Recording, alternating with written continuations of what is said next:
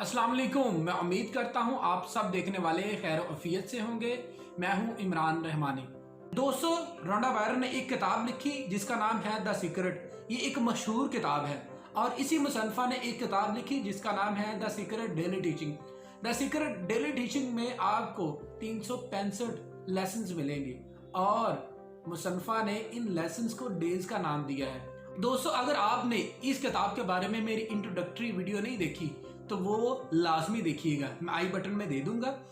तो अगर वो वीडियो देखेंगे तो आपको समझ आएगी कि आगे नेक्स्ट वीडियो में आपको किस तरह फायदा हो सकता है, किस तरह आप इन वीडियो से ज्यादा फायदा हासिल कर सकते हैं। चले आए दोस्तों लेसन नंबर 1 की तरफ, जिसको नाम दिया है रोंडा बायरन ने डे 1। डे 1 में बात करती है प्रिंसिपल्स के बारे में। वो बात करती है इस किताब में कुछ प्रिंसिपल्स हैं जिनका ताल्लुक यूनिवर्स के नेचुरल लॉ के साथ है।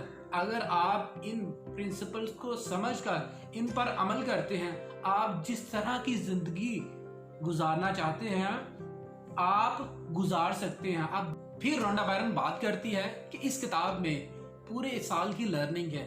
जैसा कि मैंने बताया है, इस किताब में 365 लेसन्स हैं जिन लेसन्स को उन्होंने डेज का नाम दिया है।